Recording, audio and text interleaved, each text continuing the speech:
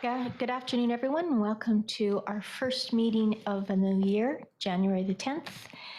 I will begin by calling the meeting to order. This meeting is being recorded live and is streaming on the District of Summerland YouTube channel. All representations to council, written or verbal, will form part of the public record and be available to the public for viewing electronically or as a written record. Our District of Summerland YouTube channel can be found at youtube.com/District of Summerland.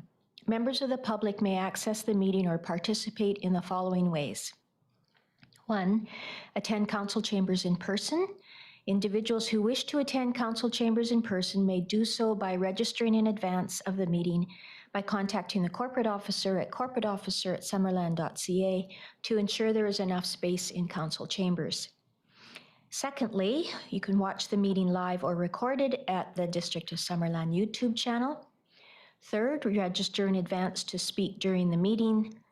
Members of the public who wish to provide comment during the public comment opportunity found under items 6 and 9 are asked to register in advance by contacting the corporate officer at corporateofficer@summerland.ca with the following information: your name, your civic address, and how you will be participating in person, telephone, or Zoom. Further details will be provided upon registration. The fourth way you can participate is to request to speak during the meeting. Those who have not registered in advance but wish to speak during the public comment opportunities may be given the opportunity, time permitting. After I have provided everyone who has pre-registered with the opportunity to comment, the floor will be open to those in council chambers and those on the conference line. The conference line can be accessed by dialing 778-907-2071 and entering meeting ID 506-489, 9374 and passcode 485186. Corporate Officer, are there any late items to introduce? So there is one late item to be added to the agenda, is item 7.6 regarding the cancellation and rescheduling of the January 24th, 2022 off-site public hearing and evening council meeting. Thank you. Council, could we move the amended agenda, please? Councillor Van Elfen, Councillor Barkwell, thank you. All in favor? And adoption of the minutes for December 13th Committee of the Whole, the same date afternoon council meeting, and December the 17th special council meeting where we adopted the utility rates. Councillor Van Elfen and Councillor Patton, thank you. All in favor? Great. Now we can get on with our meeting. We're starting with a delegation. Are you Steve Neal? Yes. Great. From Steve Neal, who's with Green Hydrogen Power. And please go ahead, Mr. Neal. Thank you, Mayor. It's my pleasure to be here today to present to you on Green Hydrogen Power, an innovative new power company in Canada, and we're planning on building several power plants in the Okanagan, across the country as well, but our inaugural plants will be built out here in the Okanagan. So thank you for your time today. Joining me today online will be our Senior Vice President of Operations, Gary Gran. Everyone. And our Senior VP of Construction and Project Management, Chris Manerick. Hello.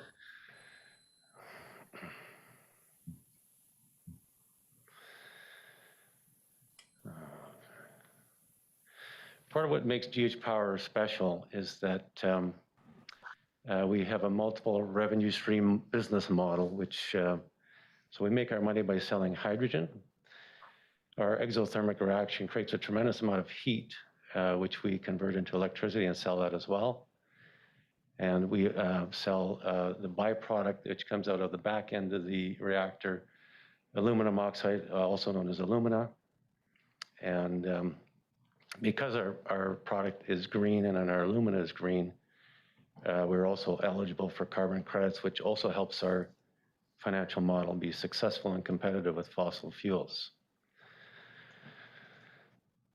Our company is headed by a very experienced management team The founder himself, Dave White, has had 30 years in the power generation industry and has spent time working with plant energy, atomic energy, and has also worked on nuclear power plants in this country. Ken Stewart, our chief engineer, has over 40 years of experience in the power generation industry and has been the engineer of record for over 8 power plants, which is a significant achievement as an engineer.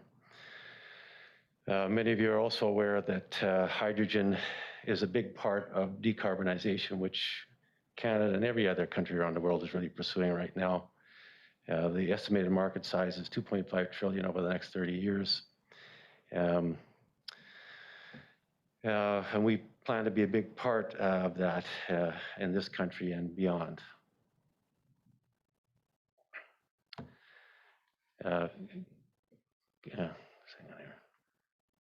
Gary, are you online? Yeah, I'm here, Steve. Gary Grant? Yep. Okay. Yeah, so just to recap what Steve was saying, like our team has commissioned over 20 plus plants combined, and we've managed over $3 billion in project plant refurbishments. A good chunk of that's been in the nuclear space, so very complex projects. We've also managed the output of over... You need to unmute yourself there. There we go. Okay, so that was a bit of a fail. So just to recap what Steve is saying, our team has combined commissioned over 20 power plants.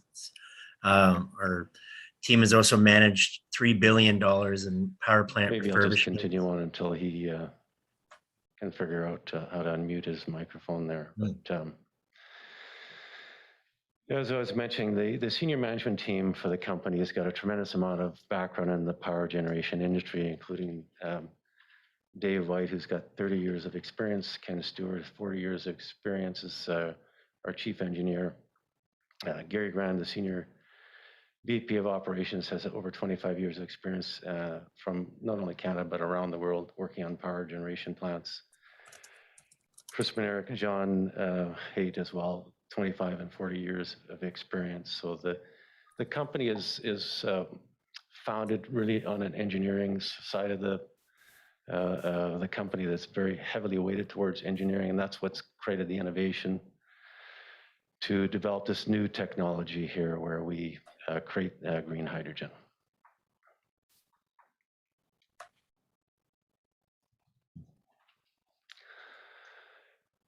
We have several industry partners, including Blue Source, which is an independent contractor that's authenticating the value of our carbon credits. The University of Waterloo and the University of Carleton, which is we've been working closely with to refine the process that we use to create the green hydrogen and the purification of the aluminum oxide coming out of the back end. Actually with me today as well is one of our partners in the company, Mike Jacobs of Emil Anderson Construction as well. The opportunities for green hydrogen going forward are really unlimited. The world is going, really every manufacturer, whether it's aircraft or large fleet vehicles, Toyota, Kenworth, et cetera, they're all developing the vehicles of the future, the airplanes of the future, the transportation, trains, and so on. They're all going down this road. So the opportunities for the sale of our product is really unlimited. And with the federal and provincial governments, they're really creating policies and so on that are driving the process to help the country decarbonize and assist companies like ours to be successful.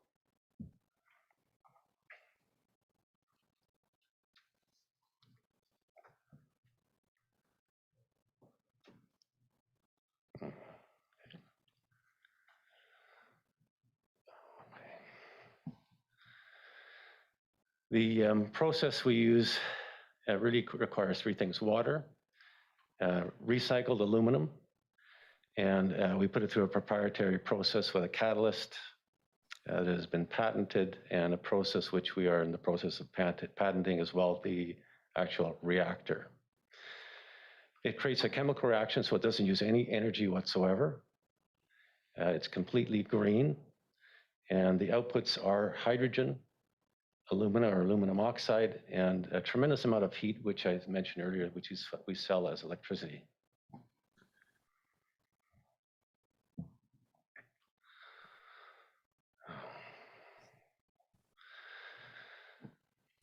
So what gives us our competitive advantage is that it is a self-sustaining exothermic reaction. There's no energy required, not like wind or solar, or what's been in vogue a lot these days with green hydrogen is electrolysis, which uses a tremendous amount of electricity. We have simply created an exothermic reaction which generates the heat, and at the end, out of it comes the fuel-grade hydrogen. And because it's an exothermic reaction, the cost level is so low because there's such capital, the CapEx expenditures are so low that it's very difficult for other technologies to compete with us. The beauty of the system as well is that it's deployable where the hydrogen is actually being sold and used. There's no expensive infrastructure or pipelines used to transport the fuel. It's like we can create literally a gas station right on site to fuel vehicles. We can, we're actually working with Fortis Gas right now, talking about blending the hydrogen into their natural gas pipelines.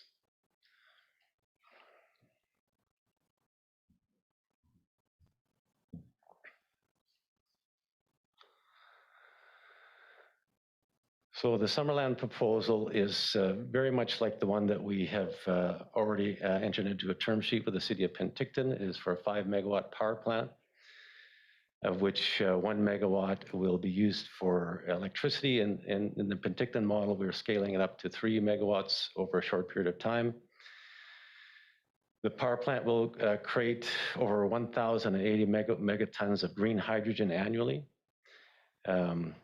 And out of the back end will be 18,000 tons of aluminum oxide. The aluminum oxide can then be sold back to industry, including the primary aluminum producers such as Rio Tinto, to produce more actual primary aluminum.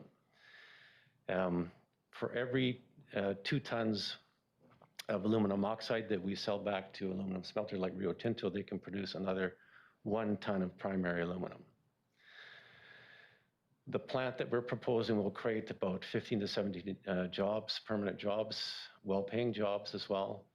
Discounted electricity that we can sell to the utility in District of Summerland. We would certainly offer the potential to convert fleet vehicles over to hydrogen operated vehicles. And one of the things we mentioned earlier in talking to staff is we can actually take the water from the wastewater treatment plant and use it in our process, and the water coming out the back end will then be purified enough that it can be pumped right into Okanagan Lake.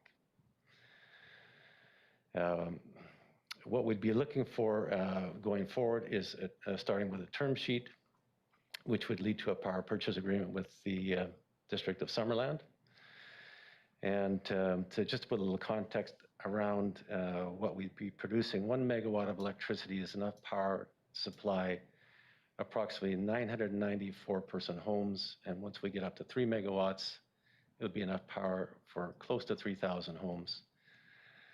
The hydrogen produced by the facility would be enough to power 5,500 vehicles per year.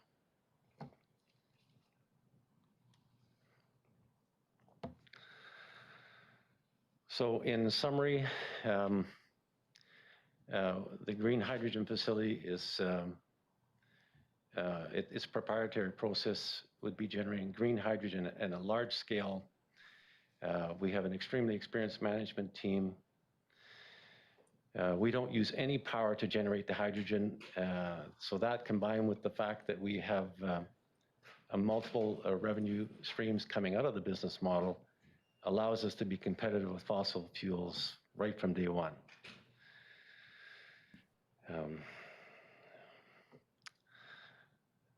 That sort of concludes our presentation part of it, and I'd like to open the floor for questions at this time.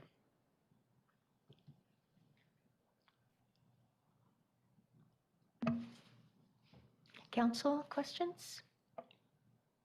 Councillor Carlson. Thank you for the presentation. I guess my question is, have you built one and does it work the way that you anticipate it to work? To date, we have a demonstration reactor in Toronto on a very small scale that does prove out the technology, but we are also building a full-scale reactor right now in the city of Hamilton, which will be the anticipated time that actually turn on the switch to prove out the technology on a large scale will be in the middle of March. Okay, thank you. Other questions? Councillor Barkwell.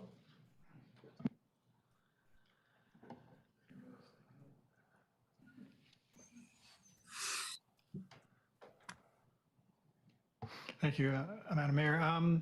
You mentioned 5 megawatts at first. Is that like the total energy, including the hydrogen, and then 1 megawatt of continually produced power? Is that? That would be the total amount initially, but it would be scaled up so that it would be producing.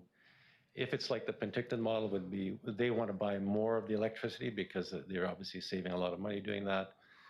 We would be scaling this one up to 3 megawatts as well, depending on what this district of Summerland would be interested in.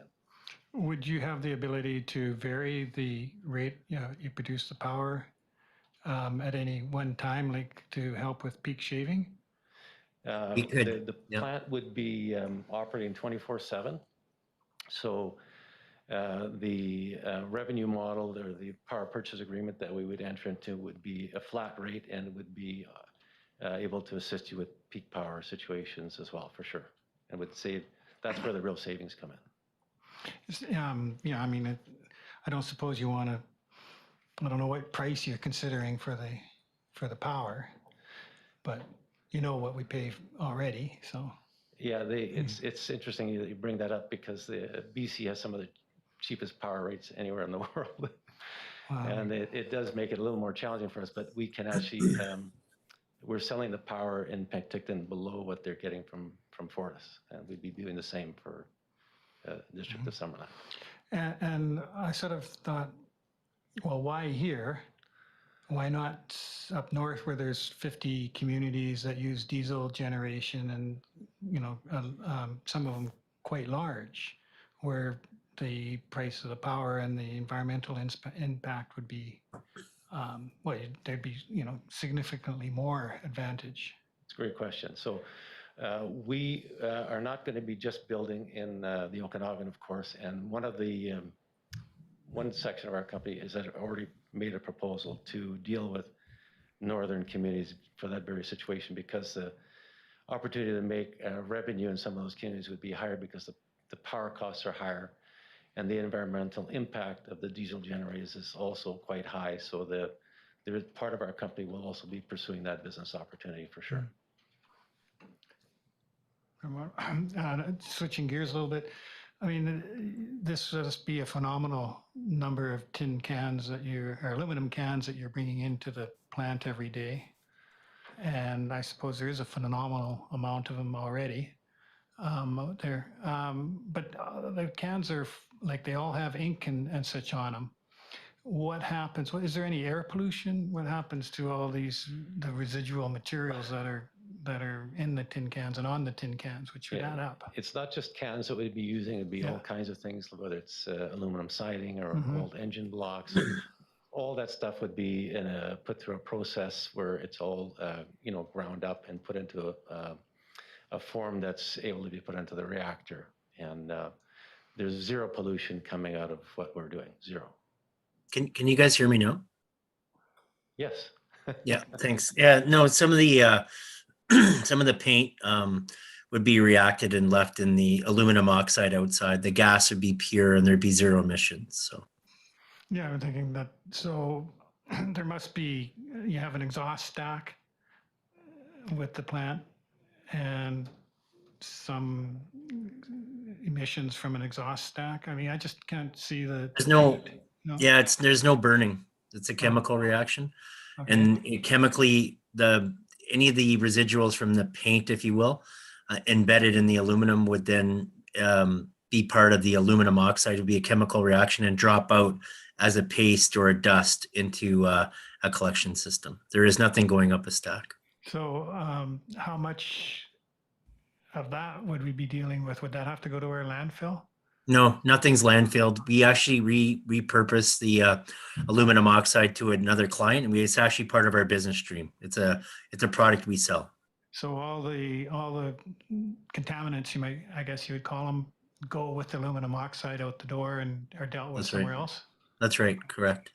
Thank you. Yep. Other questions? I have a few, some of which Councillor Bark will ask, so thank you for those answers. I also had a question of why the Okanagan? Great question. So one of the reasons why the Okanagan was selected is, first of all, a couple of us happen to live out here. But over and above that, Penticton and Summerland are one of the few communities in the province that actually own their own utility. And it simplifies our process in terms of getting the project started if we have to deal with one less entity. And that's exactly why Summerland and Penticton were targeted, because they own their own utilities. Okay, that's what I thought, but I wanted to hear it from you. Thank you for that. How much water is used? Like, we're in a pretty dry area here. How much water is used in your process? Gary, you want to take that one on? Yeah, we use quite a bit of water. We're looking at probably, just to put in perspective, about 3 or 4 swimming pools full of water. But we repurpose the water within the system so it's recycled. Good, thank you.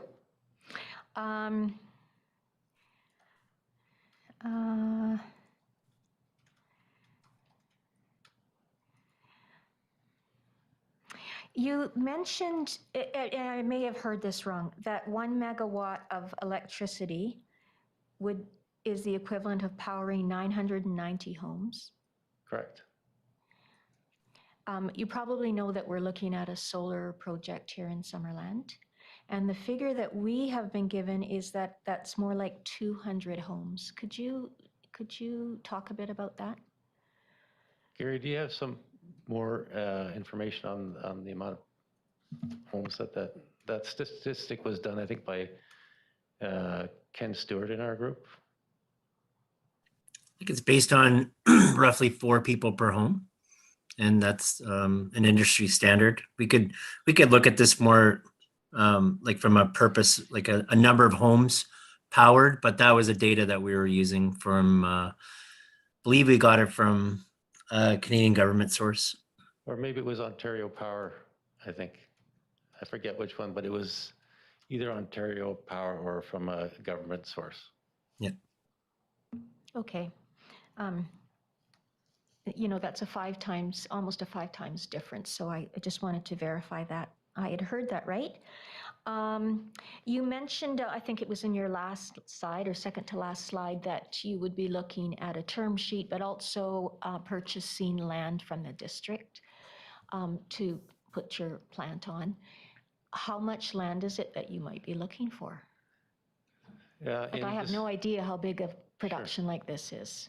Yeah, the facility itself is not really that large. The one proposed for Penticton is the building itself is only about 10,000 square feet. We talked to staff about some city-owned land near the water treatment plant. I think there was 4 or 5 parcels there, and one of them was not within the ALR, which was, I think it was a little less than a usable acre. That would be more than sufficient for not only putting our 10,000 square foot building on, but having storage and truck turning and that sort of thing on site. That would be would be quite an ideal property for us. Okay, thank you. And then one last question.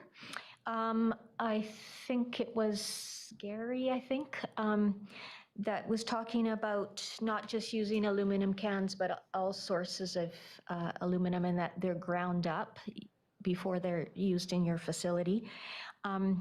And then it was mentioned that that doesn't require energy. Why wouldn't that require energy? There must be an input of energy in that process, isn't there? No, there's no input really. Once the reaction started, it's exothermic, so it self-propels itself. Sorry, I'm not talking about that process. I'm talking about the input of aluminum and the process of grounding it up. Oh, that part. Yeah, that would be that would be somewhat energy intensive, but we see that as a parasitic load in our system. And could you define parasitic load, please? I'm not No familiar problem. with these engineering terms. It's a load that we would carry, that we would self-power itself from the system. Got it. Okay. Good. Thank you. Thank you very much for answering all of those questions. And I see that Councillor Carlson has her hand raised again. Thank you. It comes back to the question about water. So if you look, I haven't done chemistry in a long time, but water has a lot of hydrogen in it, and obviously I assume you're extracting that. So I'm just wondering, when you look at the inputs of water, aluminum, and process, and the output of hydrogen, alumina, and energy, the water that you speak of, 3 to 4 swimming pools full, is that eventually all turned into other element, or it's no longer water at the end of this process, is it? Yeah, you're right. We break it down, and we bring in some more water. That's right. Okay, thank you.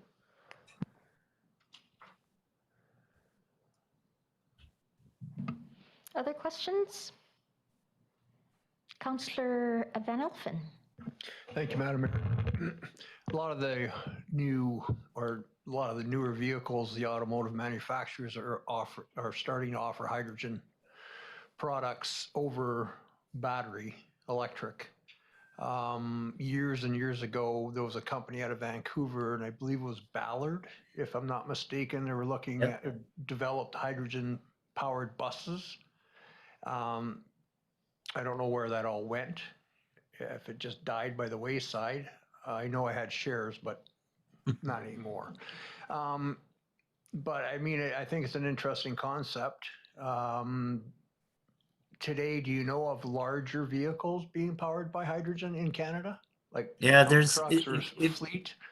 Yeah, if you look up in California, the port of LA, it's all hydrogen fuel cell trucks driving back and forth. And a big proponent on this initiative is Toyota in Kenworth.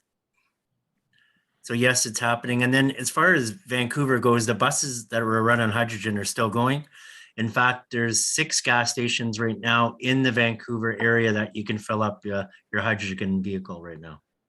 Part of the problem has been that there hasn't been enough supply to grow that business. Ballard Power System is still in business. They're still developing fuel cells, and the quality and technology that they're using to develop their fuel cells has gotten far more superior to the time that you're referring to. And every major manufacturer in the vehicle business is looking at either electric vehicles now or fuel cell vehicles. And the difference really being that the larger the vehicles get, the more difficult it is to power them with battery power.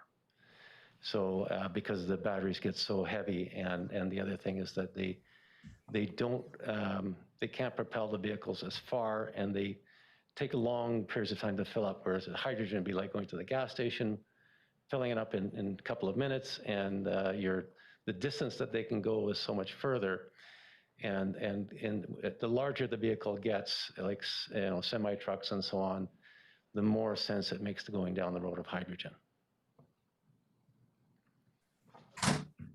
So thank you, Madam Mayor. So just to continue on for a moment, so back to Councillor Carlson's question about, so this process uses a lot of water. So that's why you're looking at using the wastewater? Not necessarily. I mean, the wastewater was an idea that we came up with because the land was right next to the wastewater treatment plant. Right. And the water could be, once it's put through our process, could be purified in a way that it could be returned, say, to Okanagan Lake. The other thing we can do is, as Gary mentioned, we can recycle the same water in the process without sending it back out and using it over and over and over again. So it sounds like a lot of water, and it is, but it's recycled through the process over and over again. Thank you.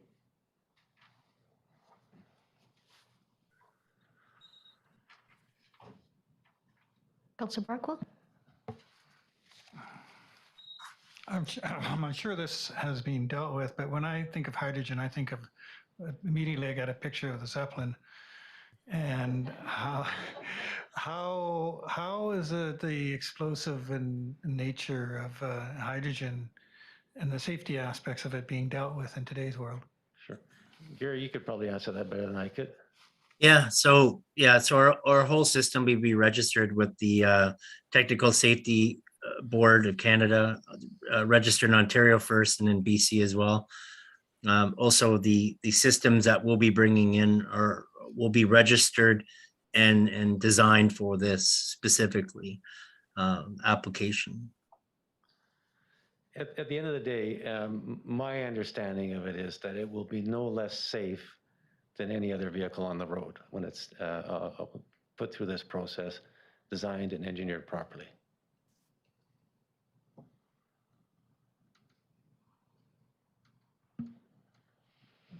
Okay, any other questions from council? Great. Well, I'll thank you for your time. All of you here that are here today. This is an interesting presentation.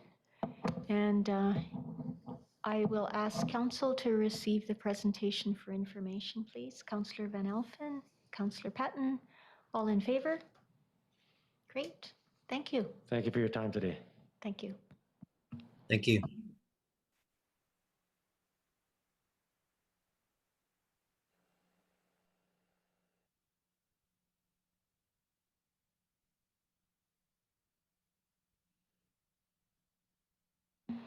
Kendra, I'll ask if there is anybody waiting to speak in the first of the public comment. No. Okay. Okay. So that almost gets us back on time for our schedule. And I don't mean any disrespect to you. It was a very interesting presentation. Obviously, there were a lot of questions to answer, so thank you for that. First of our business items, 7.1, Water Utilities Amendment Bylaw number 2022-003. Bobby. Thank you, Madam Mayor and Council. Happy New Year to you all.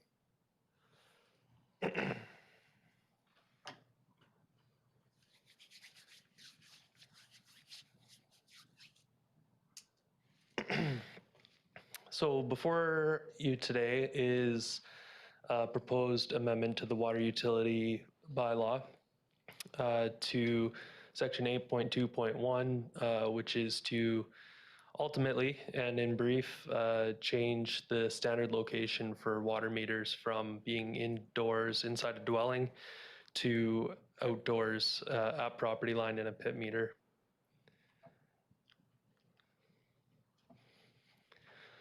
So this is the reading of the current bylaw. Just saying that the standard location for water meter installation of a single family water meter is inside the dwelling, as close to the exterior wall as possible. This is what an existing water meter looks like inside a dwelling. A picture of the water meter on the left and a brief diagram on the right showing a water meter inside of a house like I'm sure most of your houses have currently.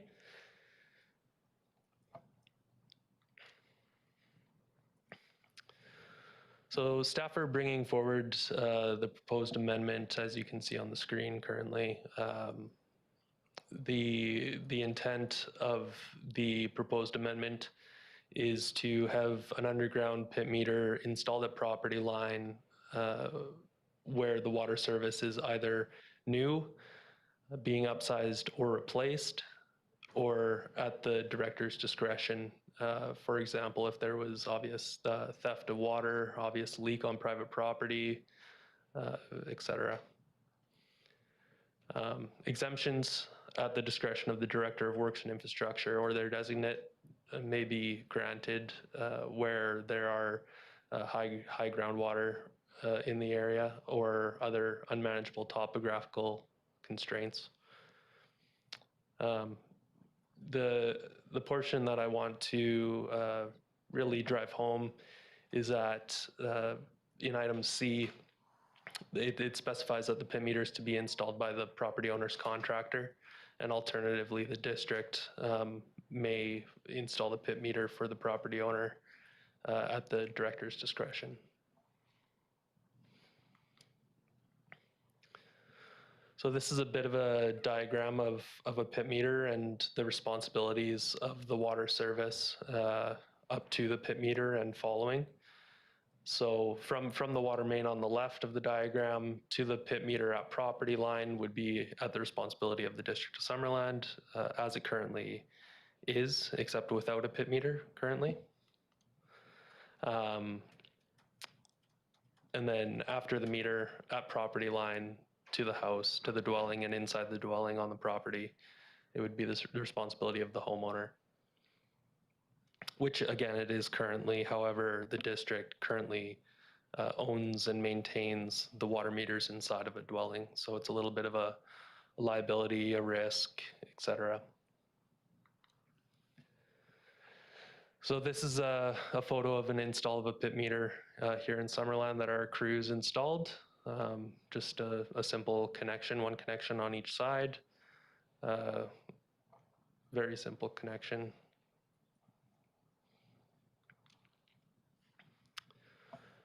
Some benefits to the District of Summerland is ensuring that all water is metered, whether it is a connection made on the property by mistake before the water meter and the homeowner perhaps wasn't aware of the requirement that all water is to be metered. It provides increased backflow security, which relates to our cross-connection control that the district has gone through in the last couple of years to increase and tighten up. There's obviously increased accessibility to the meter as well. Being on district property, there's no need to coordinate with a property owner to gain entry to a house to service the meter. The workload is decreased. Currently, in some situations, the District of Summerland is installing these pit meters for applicants as an alternative location to the water meter, as the bylaw states. It removes District of Summerland property, being the meter, from private residents, decreasing liability and risk to the district. And it also decreases overhead costs to the district to contact and arrange service with homeowners.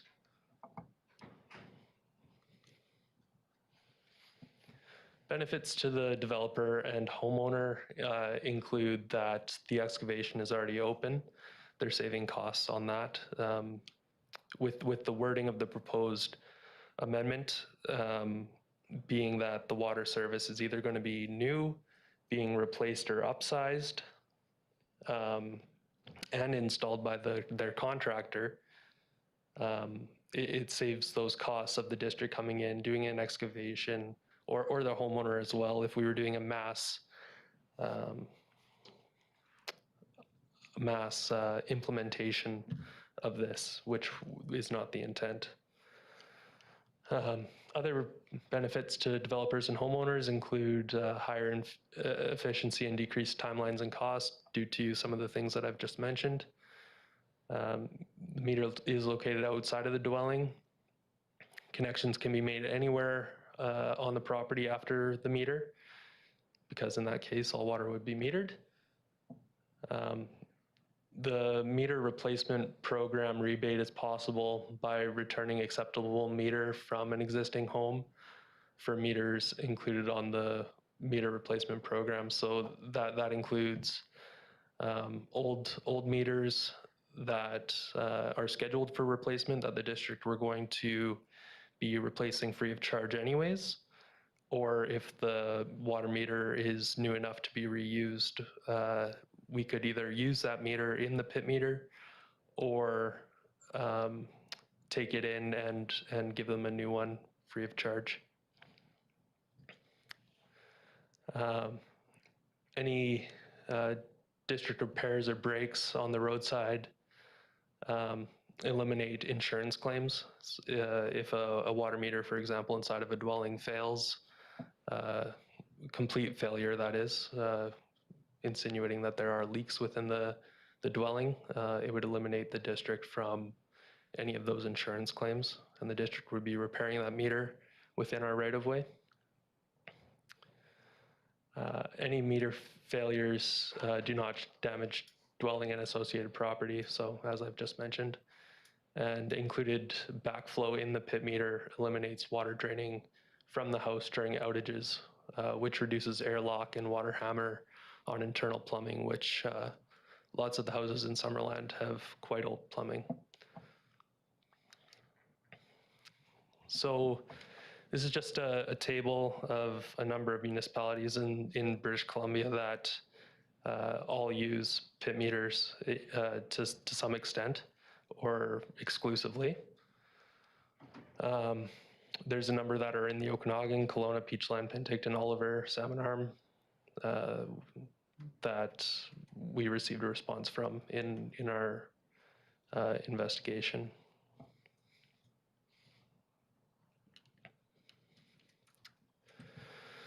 So these tables here, there's two of them. So I'll go over the one on the left first, which is the current amount of overhead that the District of Summerland has to catch up on the meters that need to be serviced currently.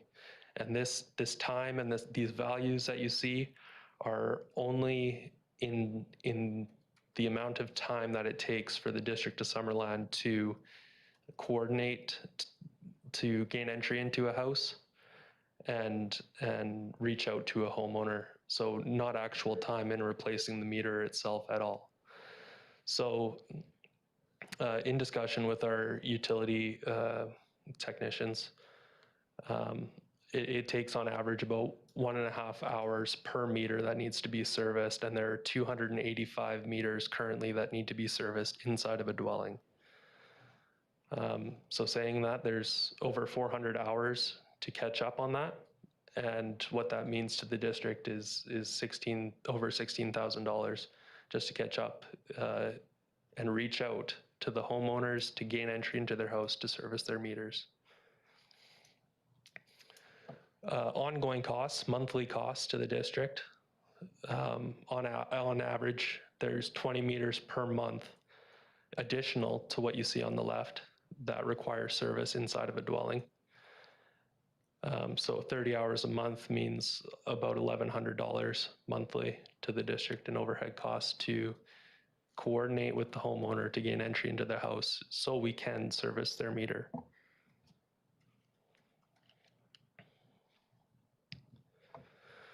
So these are some costs of what a pit meter costs to for the district to buy. On the left is the supplier that we were using, that we are using currently, and it's $1,200 per pit meter to buy. After discussion with our Development Process Improvement Advisory Committee, which they were concerned about some costs and the cost of having this be the standard for water metering. Public Works did source a new supplier of pit meters, which is completely adaptable and able to use in our practice at $700, so a cost reduction of 42%.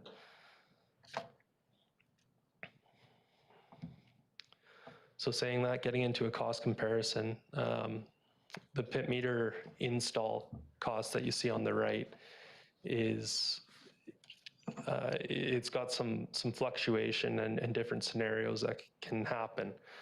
So the cost for the meter itself is $707.25. With, some of you might have noticed, no plumbing fee from a plumber, and that's simply just due to the connection that needs to be made. I've brought a visual example. So this is the connection that needs to be made. It's just a compression fitting on each end of the pit meter. You need to do this twice. And that's all the time it takes. So the cost of the meter, the cost of the pit setter, which is just under $700. That comes out to just over $1,400, which is the high end of what it would cost for a homeowner or developer to get one of these for the cost of the parts. There is an option for the rebate cost, which is just the cost of the pit setter itself, and that is due to the rebate that I spoke to earlier, with either returning an acceptable meter that's still good for use, or if the existing meter inside the dwelling is on the meter replacement program currently, in which case we would be replacing it for free anyways. So we could give them that meter for free. It would be no physical cash contribution to the purchase of a pit setter. And then on the right is the cost approximately of what it would take to install a water meter indoors. There's the cost of the meter itself, plus about $200 worth of plumbing fees to connect it in parts and time. So in summary, the total with the rebate, it would actually be about $200 cheaper to install a pit setter, a pit meter, as opposed to an indoor meter. And it could be up to $500 more without the rebate. So saying that, an average single family dwelling with a construction value of $750,000, that means less than a 0.1% cost increase to a building permit, for example. So saying that, staff are looking that council give first, second, and third reading to the amending bylaw 2022-003. There are a couple housekeeping amendments as well. One being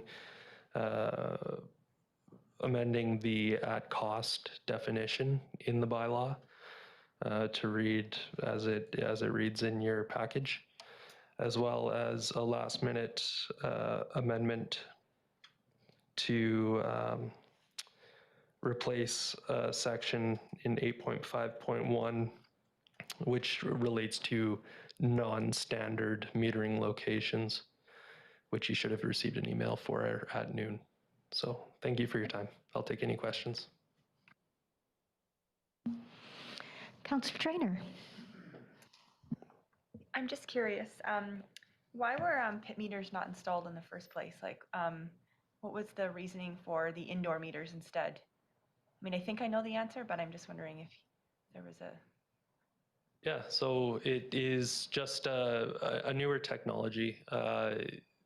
Pit meters, the concept itself seems easy and it should have been thought of long before now. However, it is, I say it's new, but it's, probably about 10 years old now, and we're just catching up with the times. Do we know at the time when we brought in water meters, was this option available, or like were pit meters versus ones installed in a home, like did they have the choice at that time? Sorry, did they have the choice, or do they? Yeah, no, I'm just wondering, was there a debate back then when they were originally put in Summerland between pit meters versus installing them inside homes?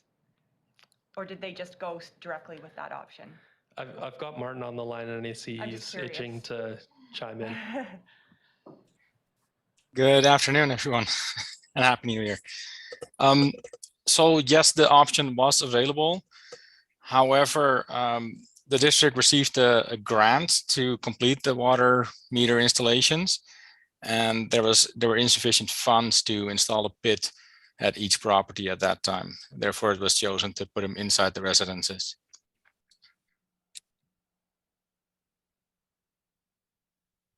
Councillor Van Elfen and then Councillor Holmes. Thank you, Madam Mayor. Just a quick question here on indoor meter install, your chart. It shows 707 plus $200 worth, I think, in plumbing fees. The 707 would be null and void if it was on the meter replacement program. Am I correct? Yeah, that is correct. The meter replacement program, the district replaces it all together. So that's supplying the meter itself as well as changing the meter. Okay. So that if I can carry on, Madam Mayor, thank you.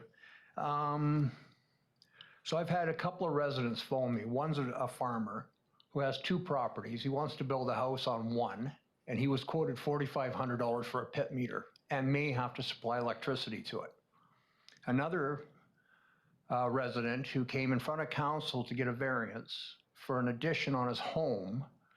I inquired with him a week ago how his permit situation was going, and he said his builder applied for the permit and everything went really well, except he was told that he needs to put in a pit meter. And I see pictures in here, a diagram of a pit meter being installed, and we don't have a bylaw. Like, who authorized us to go ahead and start installing pit meters and we don't have a bylaw? And I mean, I'm not throwing this at you, this question. Maybe our director of utilities could answer this. But I don't know why we're going forward with things like this if council hasn't agreed on it. Thank you. If I may chime in on that, it is currently in the water utility bylaw that pit meters are an alternative location for metering water. So it is in the bylaw. The costs of doing it is, as I mentioned, we had a supplier that cost significantly more to buy parts exclusively. And then as well, the district would need to excavate, install, and do all that as well. So the intent of the bylaw amendment that you're looking at today is worded conveniently to only apply where the excavation is already open and is required to be open to make a connection to the water service at the road. So those costs are significantly reduced.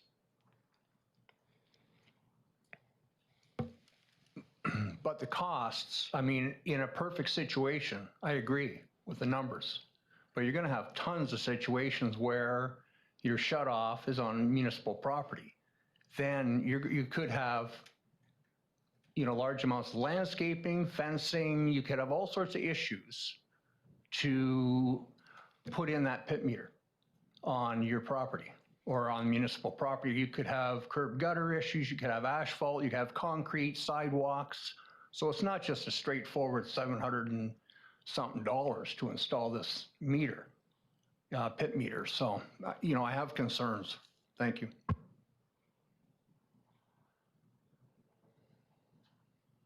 Not to put you on the spot, Joe, but did you want to respond at all? I see that you're on the line as well. Yes, Madam Mayor, can you hear me? Yes, we can. Perfect. For the most part, these changes are for opportunities when they already have the service dug up or excavated. It's not going to be for, or obviously a new service. For the most part, the digging up of the landscape or whatever will have already been done. You are correct. There are going to be some one-offs where it is going to be a little bit more expensive than this, but for the most part, this is the case that we anticipate seeing. Thank you. Councillor Van Elfen. Thank you. So the resident that came for a variance to put an addition on his home will not have the water main exposed. He's putting a small addition on the back of his house. So why was he told at planning that he'll have to put in a pit meter? That's my concern. Like, why are we telling people this if this is not the case?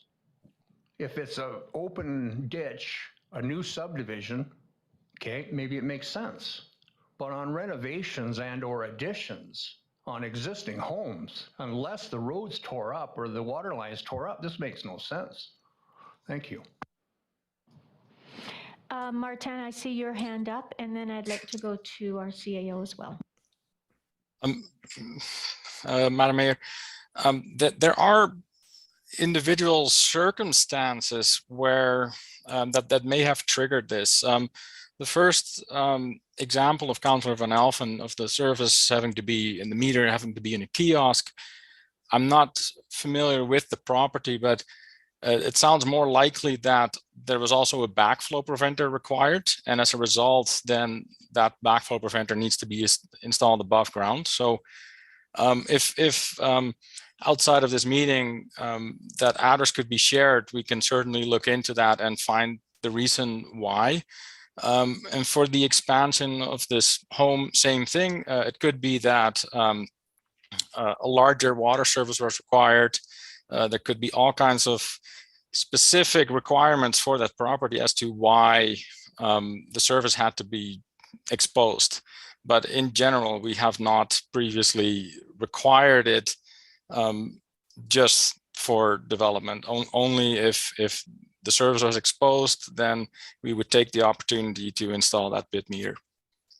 Thank you. Graham? Yeah, thank you, Madam Mayor. I was just gonna say something similar. It'd be helpful if we could on that particular example, get some more details and we'll figure out why it appears to be an anomaly. But for the policy change for today, we did have pretty in-depth discussion a couple times with the Development Process Improvement Advisory Committee, and we do have support through a resolution here, I guess, from the advisory committee. And I think Joe and Brad were both in attendance at that time. So I think we're in a position now where, from a development community perspective, there's an understanding and support to see us move forward on this. Thank you. And Brad, I see your hand up, and then we'll go to Councillor Holmes and then to Councillor Patton. Yeah, I want to point out another thing. Thank you, Your Worship, in terms of what's changing with our new approach that's before you today versus how we used to install pit meters on a homeowner or developer's behalf in the past, and definitely was a subject even for this renovation, is we were having to install it ourselves.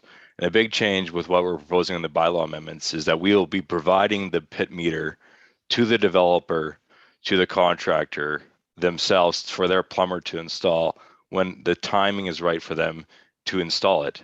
When that excavation is exposed, when the plumber is already installing a water service, so that those cost savings are found by them efficiently finding the right time for when that pit meter should be installed, rather than us coming 4 months after that water service is already in the ground and re-excavating a previously installed water service, and which has been the case in the past, and then those costs being borne again by the developer for a second time for re-excavating. We think of this as efficient process for us just providing the pit meter and then letting the developer or contractor install it on our behalf. So that's we see as an added cost benefit for both parties. Thank you. Councillor Holmes. Yeah, thank you. Is it the same meter, the one that's indoors and the one that pit? It's just that's the only difference, or are they different meters? Yeah, so they are currently the same. Previous past years, some of them might not be compatible. However, currently we do sell the same meter for both. Okay, so follow up on that then. Then it says in the report the intention isn't to have a mass swap over. It's just for new services. I guess my question then how do you? Why wouldn't you, with the ones that are failing, then replace those with pit meters? And I guess what is the long-term vision of our residential meters?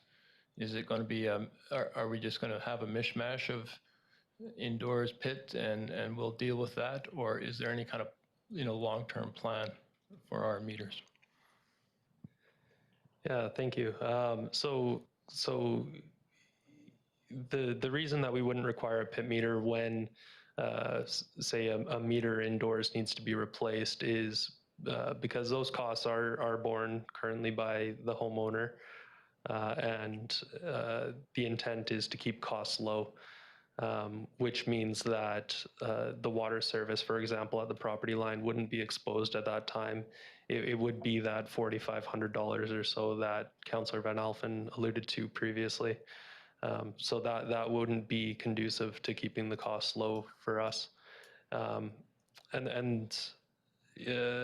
Your second question about not having a mass swap over and what the plan is. The way I see it, anyways, someone else on the call might chime in and say something otherwise, but I see it as herd immunity, as we've all heard a term recently, right? It's going to become more and more prevalent, and more water services are going to be damaged or need replacing, and at that time we would require a pit meter. So it is going to take some time. The good thing is that with the meters being the same product and the same readability, the same reading software, as far as utility billing goes and reading the meters, it is all the same no matter what. It just, with pit meters, it becomes a little more convenient to service them if required. Councillor Patton. Thank you, Madam Mayor. In regards to response to our CAO in regards to the Development Process Committee meeting, you are right. Until I started getting phone calls from the committee members asking me what the heck is happening with these costs. I believe it was Madam Mayor at the meeting asked if it was ever going to happen with renovations, and she was told no. Renovations would not be included in this. She asked, would it be a maximum cost of $700? We were told no. So we've got a development process committee that is under the impression that it's $700 and not including renovations. So now it makes us look bad because now it's out there that, oh no, it's only certain ones that are $700 and they could be far and few in between. So I do believe that we've misled the Development Improvement Committee, and I did tell them that I would bring their concerns up at this meeting. So I think that the added costs that we're talking about, we're moving into step code, which is going to further increase the cost of building in our community. I'm sorry, but I won't be supporting this today. Thank you. If I might just speak to what Councillor Patton said. The renovations, yes, that is something that came up at the Development Improvement Process Advisory Committee meeting, as did the other point that he made. However, I think that the response that we received about the pit meter costing the roughly $700, I think that response is totally accurate. Anybody in development or a contractor would know that you don't just take the pit meter and plop it on top of the ground somewhere. There has to be excavation. We've seen with the slides, obviously a pit meter has to go into a pit. So I don't think that the comments that Councillor Patton has been saying he's been getting, not that he hasn't been getting them, but I don't think that they are, I think that there is perhaps a pretending not to know the true costs of development in this particular instance. I'm not a contractor, I'm not a developer, I'm not a pit meter installer or electrician or a plumber. And even I know that it takes more than just the pit meter to make the connection to the water source. So having said all of that, the renovations piece of it, that does concern me because it's a considerable cost. And I'm not sure how I'm going to vote on this, but certainly the renovations piece is a concern. Councillor Barkwell and then Councillor Van Elfen.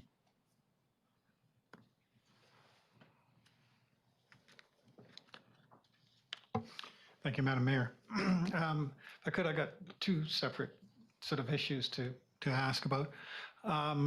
One of the benefits that was talked about in the presentation was that you could put in a backflow preventer. Now, why couldn't you put in a backflow preventer regardless at the connection to the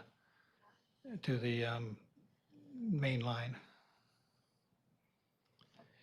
Yeah, so at the connection to the main line, if you put a backflow preventer in there, it would need to be protected by a vault of some sort, for example. I mean, you would be still incurring those types of costs. In some cases, you see backflow prevention inside the dwelling, which is a common practice. However, the pit meters itself come included with that in the pit, and acts as a source of security. So you're saying that the pit meter for $707 includes a backflow preventer, and then one installed in the house would be an additional cost? That's right, yeah. Okay, so a backflow preventer, not the one that sort of has to be inspected every year and such. It's an extra, like, what, $30? $50? I couldn't speak to that. I'm not sure what the cost is. Okay. Okay, going on from that, I think this report has a lot of confusing financial information. What it really comes down to is it's costing us extra time because we don't get a whole lot of cooperation from people who need their meters replaced. It's easy for them to be uncooperative because they're getting a low rate while their meter isn't working. They've got no incentive to go out of their way to get into the house, so we have to call quite a few times. Maybe we can do something about that, change the flat rate that we charge for people whose meters aren't operating after we've tried for a month or whatever to contact them. That's sort of a separate thing, but be as it is may, it's costing another hour and a half to change a meter in a house, and it wouldn't cost us that if we changed a meter on in a pit meter. So the cost to the taxpayer is an extra hour and a half. Be generous, say that costs $100. So I also sort of question $200 to install a meter in the house when the plumber's got to make a connection here and a connection there. It doesn't seem like it's going to take him 2 hours. But even if you go with that, it's $500 more at least for a pit meter to save the taxpayer, because there's only one taxpayer. If you're a renter, you're still paying those taxes. And a taxpayer is building a house, and it's going to cost them $500 more now, so that taxpayers in the future, somewhere down the road, if a meter lasts 25 years, $100 more because of the entrance. I mean, that's the issue, right? The whole thing comes up because it's difficult to get into the houses to change the meters when they failed. The new meters apparently are going to last much longer. We hope they last a lot longer. So the difference is that we have to consider here is $500 now versus $100 way down the road or less. That's what's kind of weighing on me. On top of the extra cost that it would be for a renovation, and you want to do some renovation in your house, and all of a sudden you're looking at whatever it could be, $2,000, $3,000 to dig up your water line and install a pit meter because you want to do some sort of $5,000 renovation on your house. It's just that part I agree with the mayor. I mean, that part just really hurts. So I'm not really feeling very warm to this suggestion at all.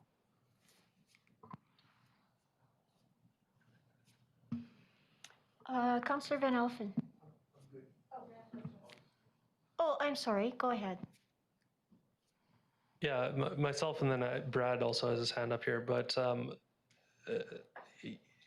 everyone keeps alluding to, renovations on a home and a pit meter being required then. And Martin had explained that those were potentially one-off scenarios, and we can look into those.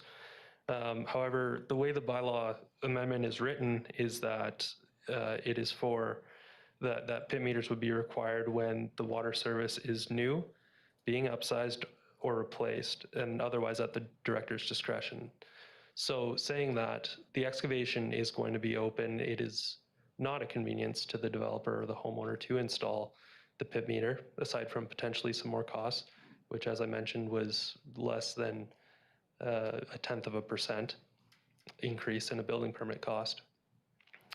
So I hope that clarifies any concerns or questions that you all may have. Brad, did you all have anything to add? Thanks, Bobby. You stole what I was going to say. That was exactly the bylaw amendment that we were proposing was specifically to new services or where the service is being upgraded, not an existing service. So although the third option at the director's discretion, they give examples there of a theft of water, an obvious leak on the private property that is before the meter. That could have been some of the circumstances that with regards to the specific property that you are referencing right now. We don't know the context of that one, but that discretion is there for those type of reasons. But other than that, any renovations would still have their current meter and would not require the installation of a pit meter. Thank you for that assurance. That really clears it up for me. Councillor Carlson.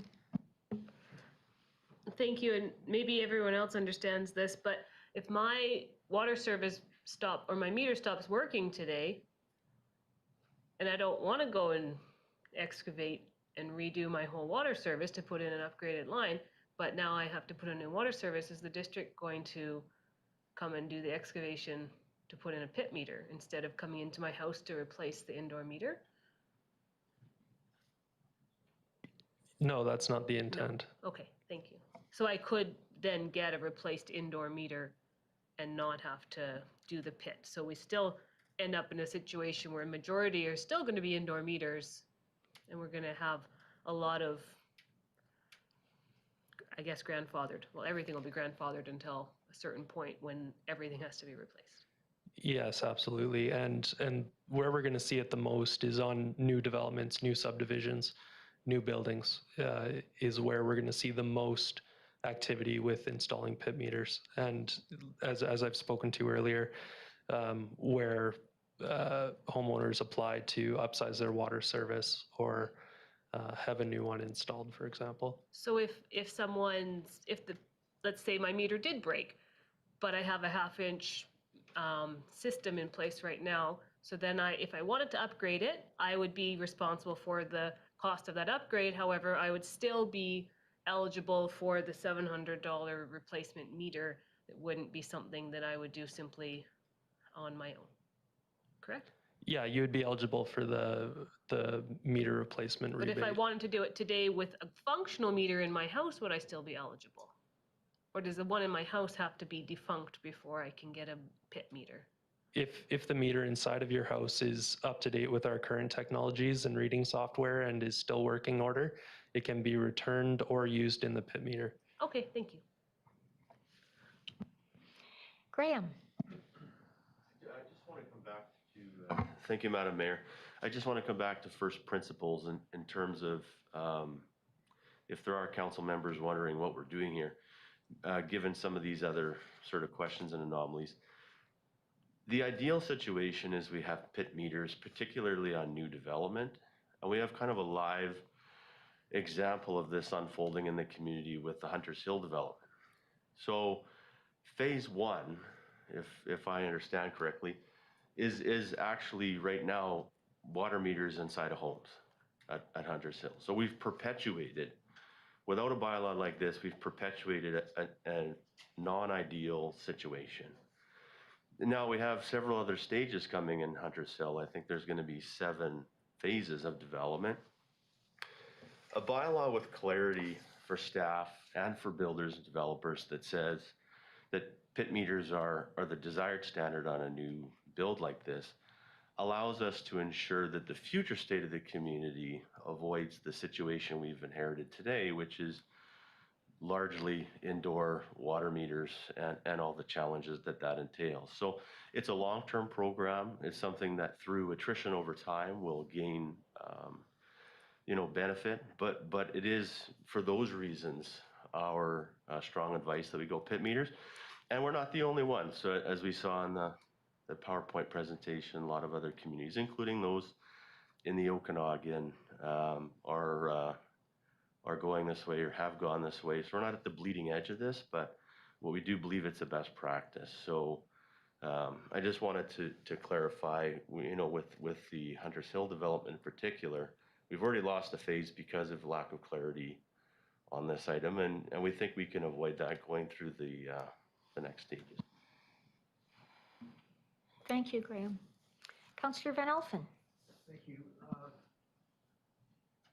Thank you, Madam Mayor. It was mentioned by Bobby here earlier, some of these things that were the discretion of the director's discretion. Which director?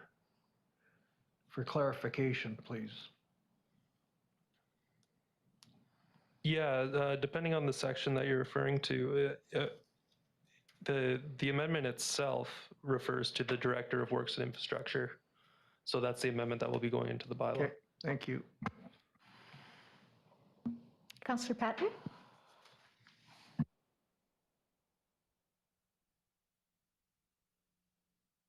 Oh, thank you. I have a scenario that I'd like to put to our Director of Development Services.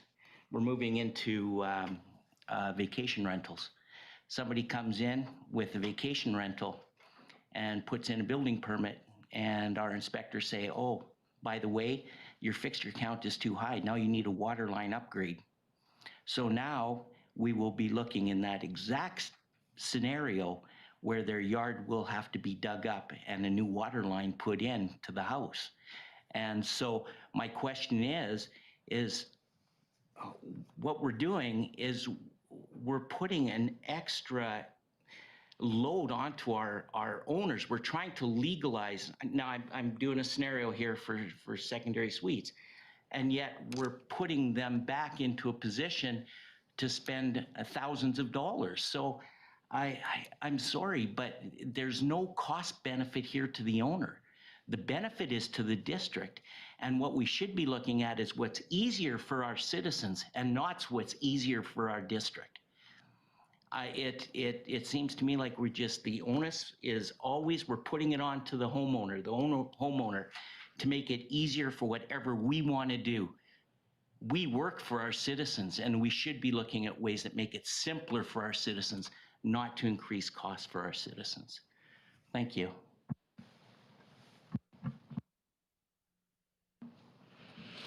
I'm just going to respond to that, Councillor Patton. I think that we need to remember as in our responsibility of governance is that what the decisions that are made around the council table are ones that need to be made for the majority of the community. And I would suggest that the majority of the community is not property owners that want to have a short-term rental. Thank you, Madam Mayor. It was a scenario, but my point is this is going to happen to every one of us around this table. Councillor Carlson wants to do a renovation on her house, water line upgrade. Councillor Holmes, this is going to affect everybody in Summerland. It's not just going to affect the chosen few with subdivisions. You want to talk about long-term plan? This is the long-term plan. And it is going to happen because the building code's going to require it to happen based on water fixture counts. So it's I used the scenario and for a limited group, and you're absolutely correct. But this is a bigger picture for the District of Summerland and our citizens, not just a user group for vacation rentals, even though I use that as a hypothetical situation. Thank you. Councillor Barkwell.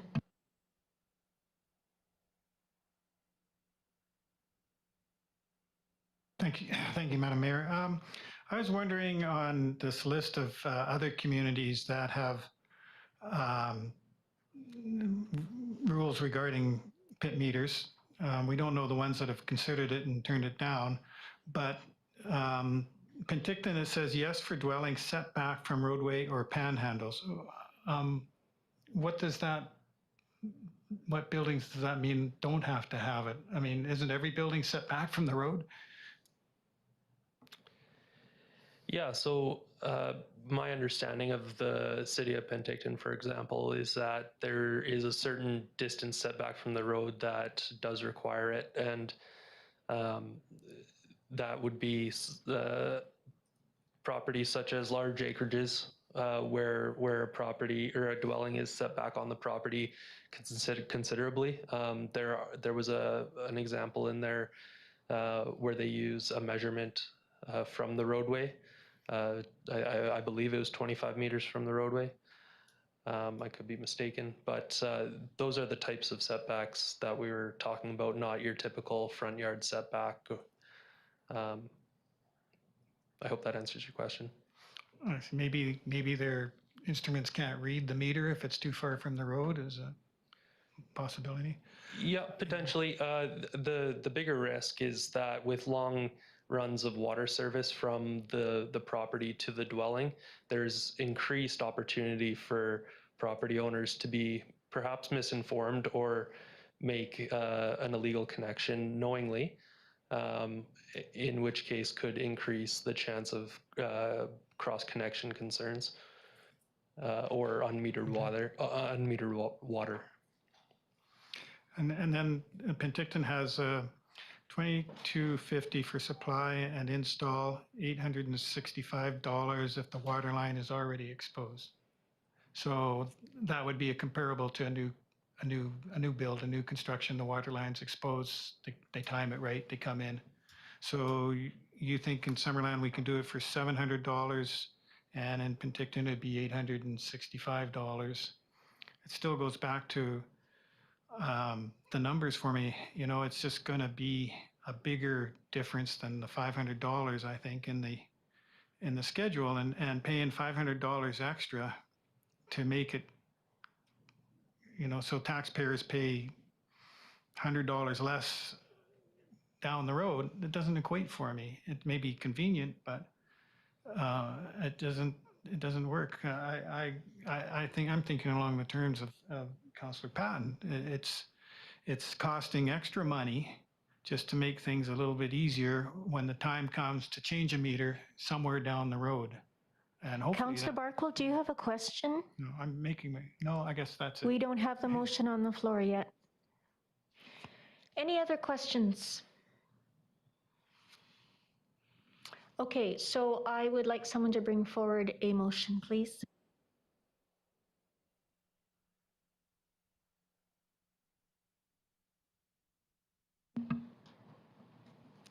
Councillor Patton?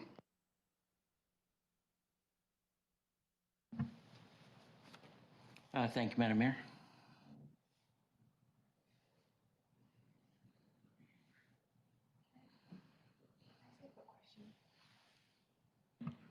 Please go ahead with your quick question. I don't even know if this is possible or not, but is there a way that we could have a bylaw that only applies to new builds? And like, would that even make sense to do that? Because then we're getting at least, you know, we're not creating more of a problem down the road, and we're getting at least the new builds, but then we're not putting restrictions on people who just want to do renos to their house. Yeah, so we can write the bylaw in whichever way we'd like to, obviously with your support. I just want to say again that renovations to a home will not trigger this. Something that Councillor Patton brought up about the fixture unit counts and renovations and having to upsize your water service. The District of Summerland only supplies 3/4-inch services to single-family dwellings exclusively. Like Sometimes fixture unit counts come into play when a property owner wishes to have more water volume, and that's in very specific circumstances. However, the district wouldn't require anyone to upsize their water service to 3/4 inch or above 3/4 inch due to a renovation. Martin, would you like to speak to that?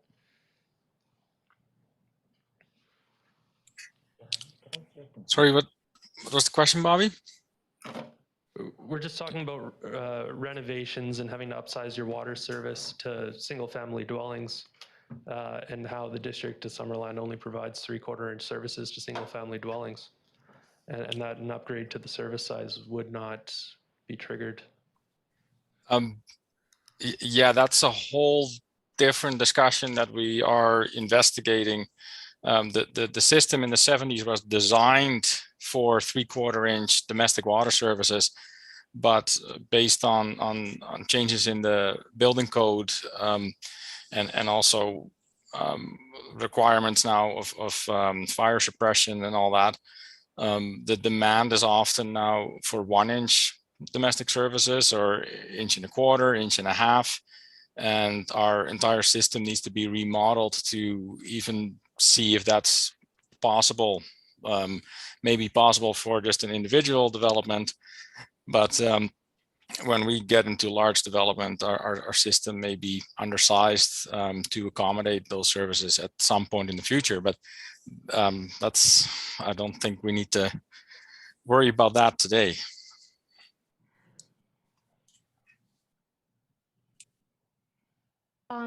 So Councillor Trainer, did you get an answer to your question about whether writing it only for new development? I kind of think that's what it is right now, but I could be wrong. From what I understand from what Councillor Patton said, he's concerned about extra charges going on to people doing renovations, even though we've now clarified that it will not be applied to renovations. So I'm wondering, then to me, that this only really applies to new builds. Is that like the example that CAO Stat gave us for Hunters Hill? So would you still have an issue with it, or do you still have an issue with it? I'm just trying to understand it, and everybody's kind of helping me to do that, but I want to make sure I get Councillor Patton's point before I vote. I still do have an issue with it, tell you the truth, because Martin is absolutely correct. As we move forward and with what happens is we're going to be looking at larger water services. Summerland is one that does 3/4 inch services, and but if the building code requires more, a larger service, our building department is bound to have that service increased. And so again, I know it's not a point that Martin wants to talk about now because we're not talking about that, but absolutely, it affects everybody. If it doesn't affect them today, it's going to affect them tomorrow. Councillor Carlson? No. All right, so we're back to getting a motion on, did you have something? Oh, Brad, sorry. Thanks. Yeah, if I can try to attempt for Councillor Trainer just to help clarify both of what she is stating and what Councillor Patton is correct in terms of the bylaw is written right now to focus on new development only. However, one of the provisions is if the water services need to be upgraded, and that's the scenario that Councillor Patton is talking about with a vacation rental, is they do a count of the plumbing fixtures to determine the size of the water service that's required. And if through that count and through the new changes in the building code, there's a need to upgrade the water service from what's currently existing, then it'd be a requirement of that building permit to upgrade that service. And then at that point, this would trigger the installation of a pit meter. But just if I can comment to Councillor Patton, in that scenario, there would be an open excavation required because it would be the installation of a new water service. So really the cost that we're asking council to consider right now is the additional cost of that pit meter itself. And because in each scenario, there will be an open excavation, whether it's an upgraded service or a new service for a new development.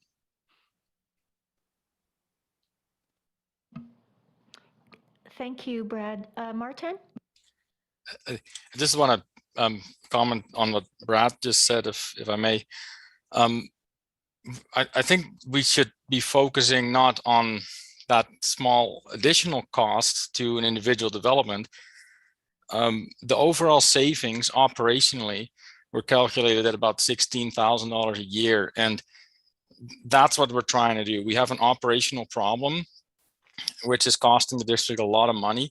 We don't even know how much water is unmetered right now.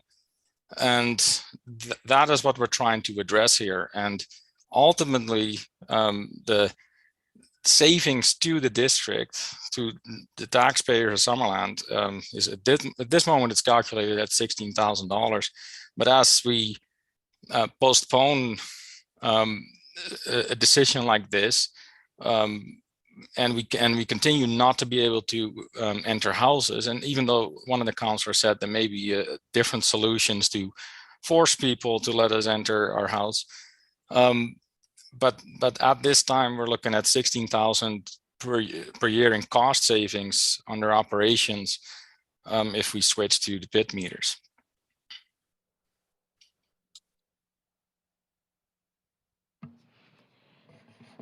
Okay. Would someone like to bring forward a resolution, please? Councillor Patton. Thank you, Madam Mayor. I would like to propose that the Summerland Water Utilities Amendment Bylaw 2022-003 be received for information. And a seconder?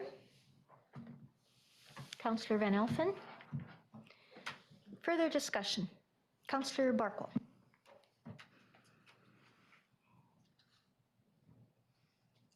Thank you, Madam Mayor. The points that Martin brings up, it goes to what I was saying earlier, where I think there's some confusing financial information in there. The total cost to the district by trying to gain access right now for existing builds isn't really relevant. The only question is how much are we spending now to how much it might cost in the future to get access to that building in order to change the meter. And you know, right now the way it is, you're spending an extra $500-600 taxpayer for every new house in order to save the district what they estimate is an hour and a half of a wasted time with uncooperative taxpayers in the future to go in and change a meter. And that's the part that I struggle with it, because that's the way I think needs to be looked at. I do see that there are some additional benefits to having pit meters, such as the tee-off question. But, you know, how much is that worth? All right, I've said my point. Thank you, Councillor Barkle. Councillor Van Elfen and then Holmes.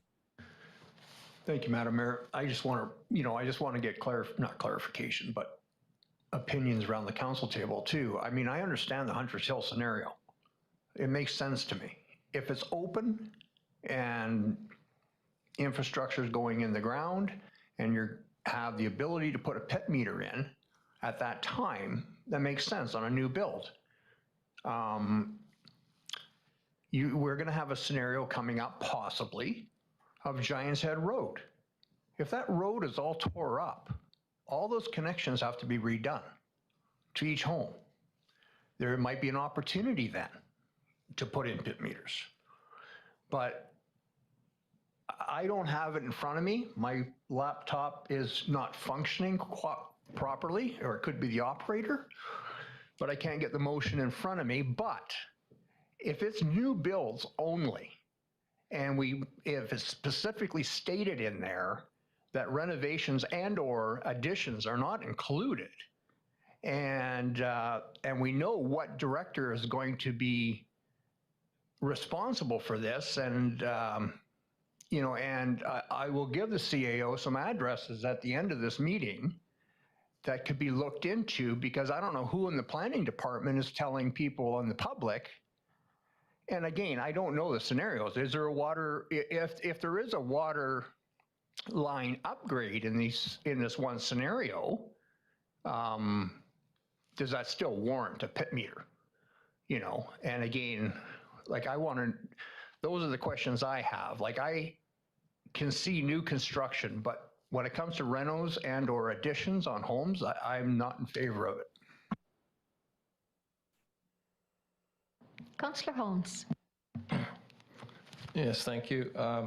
Yeah, I agree. I think if it's specific to new developments, it's something I could probably support for now. But I think looking at the bigger picture, it's something we need to really review where we're going with residential meters.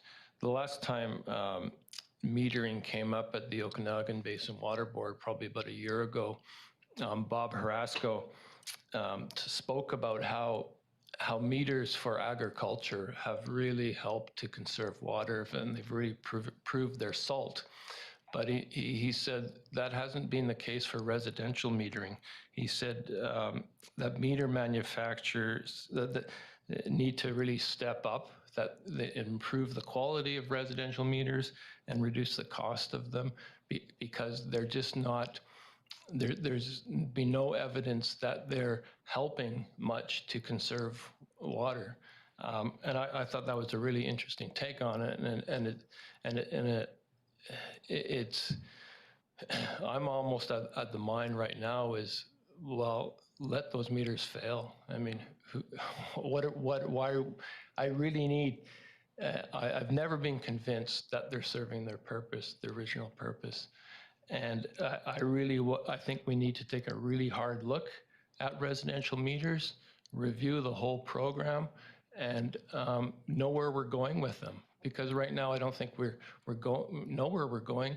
That whenever it comes up, it always involves a huge debate around this table, and new things are thrown at us at different times about the pipe sizes. That we get this new information. I think we need a review and a study to know where we're at and where we're going, and have a plan. Thanks.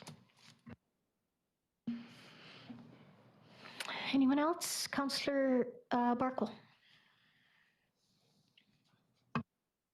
I certainly agree with what Councillor Holmes said. I think during budget last year, I made the point that water meters, domestic consumption is maybe 30% of our total water use. And although it's very difficult to estimate, maybe water meters save 10% reduction because people have meters. And we don't know how much of that is from our awareness programs and how much because they have meters and now they're being charged. So that means we're saving 10% of 30% or 3% of our water consumption at an enormous cost. Hundreds of thousands of dollars, I think, was in the budget for water meter replacement. And now we've got it from more authoritative sources that it is really questionable whether meters are saving us any money. That's the first issue. Maybe we talk about that at Gain budgets and when we have the numbers for our meter replacement program, because it is very, very expensive. And we don't necessarily need to save 3% of our water right now at that cost. The other point is if you're 4 meters in new construction, you may as well be 4 meters in renovations if the water lines are exposed. It's the same thing. The water lines are all dug up. And so it's just the cost of putting the pit meter in, whether it's a renovation necessary because you're doing other upgrades or whether because it's new construction. If you think a pit meter is worth the cost of it, then you may as well go for the renovation part. It's not really renovation, it's upgrades or service change. I think is maybe a better word. My question to the Director of Public Works, I guess, would it be cost efficient for the district to pay for pit meters when we did a Giants Head Road upgrade? If the cost of the pit meter is going to save us the cost of entering those homes down the road? Thank you. Through the mayor, it very well could be. It's something that we could take a look at and see what the cost would be and the potential savings. But I just the point that you made about this being only being put in when we're actually excavating or have an excavation. I think that's really important to point out, and I'm not hearing clarity around the table about that. Essentially, the only time that this bylaw that we're looking at changing would come into play is for brand new or for somebody who is actually digging up the service that's going to the property or on the property. We wouldn't be asking somebody just who's doing a renovation to dig up their beautiful lawn or landscape or anything like that for this, only if it warrants a different size or a change in the water service. So it's really important to point that out, I think. It's not going to be that well used. I don't think there's that many water service changes in any given year within the district. There are some, but not that many. So for the most part, this is for new builds, just with a few upgrades when we have the opportunity to do it. So your point of Giant's Head is very well taken, and it's something that we should definitely take a look at doing at the time of. Thank you, Joe, and thank you for your question, Councillor Barkwell. I just want to suggest that if you haven't already done so, and it appears that there are councillors that haven't, please read the amended text that's in your agenda. 8.21, it specifically says new or being upsized or replaced. And as Martin pointed out, in order for it to be new or upsized or replaced, it has to have the excavation work done. Also at the director's discretion, and it further points out that it's the Director of Works and Infrastructure. So I think that if you have the chance to read that, I mean, you can read it now, it's in your agenda package. That makes things quite clear on what the intent is of this bylaw. I am going to call the question. I think we have spoken about this ad nauseum today. So the motion, I'm going to ask Kendra again to read the motion that Councillor Patton brought forward. Yep, so it's just that the Summerland Water Utilities Amendment Bylaw 2022-003 be received for information. Thank you. I'll now call the question. All in favor? Opposed? So that is carried. Thank you. Councillor Barkwell. Could I make one more comment regarding this whole? No, sorry, we're done. We're way behind time. Okay. Thank you, Bobby, and everyone else on the call. 7.2, Giants Head Road Loan Authorization Bylaw number 2022-005. And Kendra is going to speak to this. So thank you, Madam Mayor. Before Council's consideration of the first three readings of the Loan Authorization Bylaw number 2022-005 for the Giants Head Road upgrades and the authorization of an alternative approval process in accordance with Section 86 of the Community Charter to seek approval of the electors in relation to Bylaw number 2022-005. At the November 23rd Council meeting, Council directed staff to initiate the process of debt financing for Giants Head Road upgrades and for the pulverized paving of Giants Head Road from Gartrell Road to Hillborn Street. Further, at the December 13th Council meeting, Council resolved that the annual debt payments for the Giants Head Road project be collected as the roads portion of the project through a property tax increase and the water portion as a rate increase over a 25-year amortization period. Upon consideration of the two methods of approval of the electors when Council is considering a long-term loan authorization bylaw, staff are recommending that an alternative approval process be utilized to obtain elector approval for bylaw number 2022-005. Prior to beginning an alternative approval process, the loan authorization bylaw must be submitted to the Inspector of Municipalities for approval, and the approval from the inspector can take anywhere between 6 to 8 weeks. Council must also approve the determination of electors for the area in which the alternative approval process applies, approve the elector response form to be used in the alternative approval process, and establish a deadline for the submission of the elector response forms. Included in this report is the determination of the total number of electors as 9,866. This number has been provided by Elections BC, and approval of the electors would be obtained if the number of elector response forms received by the deadline is less than 986. Further, the following timeline has been developed in order to meet our legislative requirements. So beginning of the AAP and the first publication in the newspaper would be on Thursday, March 10th, 2022. And this is if inspector approval is received, but I hope that it would be. Publication of the second notice in the newspaper and the beginning of the 30-day requirement for submitting elector response forms would be Thursday, March 17th, 2022. And the deadline for submitting elector response forms would be Tuesday, April 19th, 2022 at 4 p.m. And further, the corporate officer would report the results on the April 25th regular council meeting. Also included and attached to this report is an elector response form for council consideration and approval. And following council consideration of the staff recommendation, staff will begin preparing public information and engagement materials to inform the public of the purpose of the loan authorization bylaw and the AAP process. And with that, I'm happy to take any questions. All right, thank you for that. Questions? It's all about process. Okay, sorry about this, but I will be asking somebody that steps forward to read the motion, please, in its entirety. Just because we have people on, sorry? Not me. Oh, okay, just because we have people on Zoom and the public may want to hear. Thank you so much, Councillor Patton.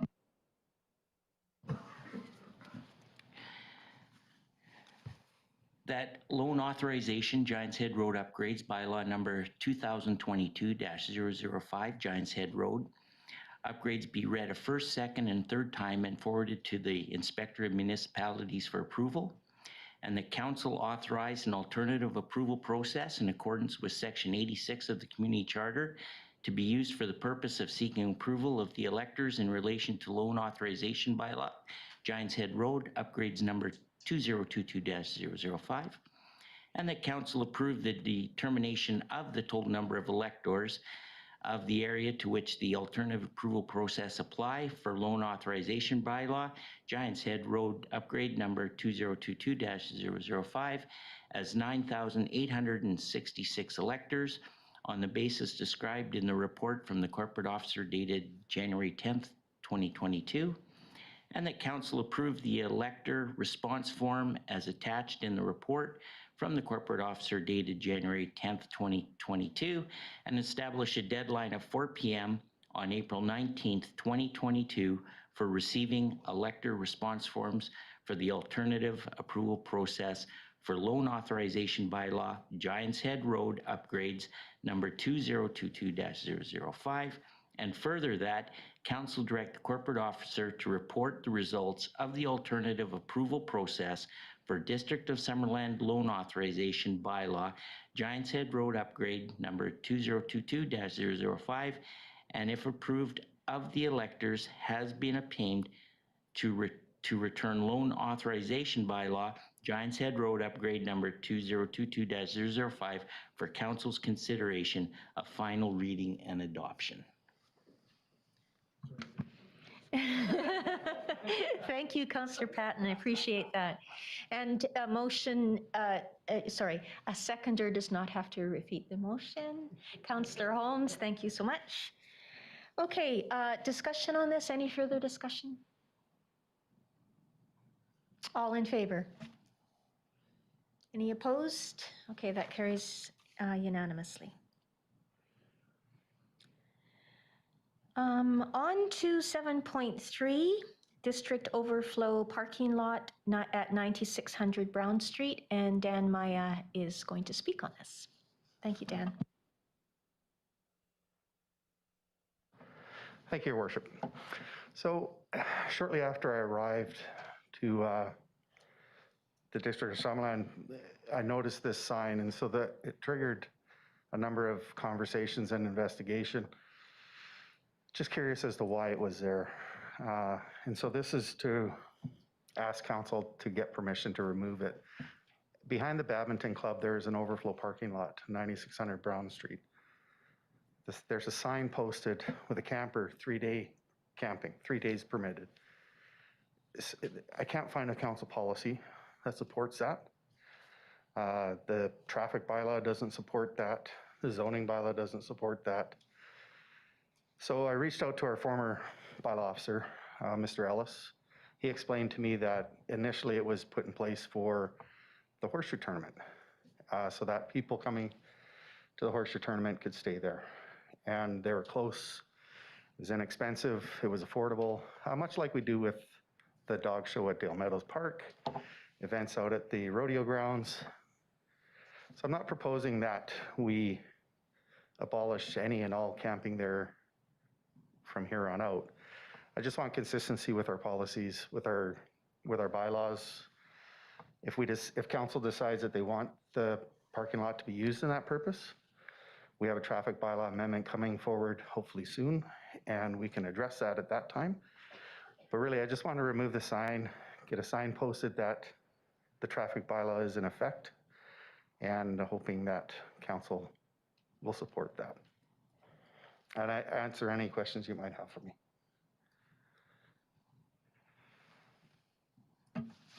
Thank you. Questions, Councillor Holmes? So I do kind of remember when we discussed this. This must have been last council, and I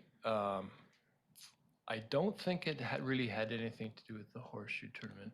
I think what it was is we were being asked by RV people. It was a popular thing at the time to set up kind of RV sites in empty parking lots in the arena, and people wanted one of those here, and they were parking in the arena, and that was causing problems with people who were having trying to find parking for hockey summer camps and stuff like that, and so that's why we said, well they've got this lot here, that's not being used for anything. Let's just put a sign up there and direct the RVs to there to get them away off the arena. So that's the background that I remember. It doesn't surprise me at all that we have no record of it. So my question would be that, how are then, we might go back to that old problem, and then how are we going to deal with RVs in the arena parking lot, which might be the result of this. Thanks. So I have had conversations with the Public Works Manager as well as Director of Parks. We're proposing that if something happens where people are looking for camping close to downtown, something at the arena, something downtown, it's easily achieved by saying, look, this is an approved event and we're going to allow camping at this location for this weekend, what have you. And that's easily achieved. And it saves everybody some time, because I got a number of letters sent to me and dropped off on my truck and left under the wiper blade. And then actually council received a letter not long ago complaining about some of the campers that were there this summer. So I'm trying to get myself some more abilities to address those things. Sure. So yeah, I don't think the issue is specific events. I guess if there's specific events, we can deal with that.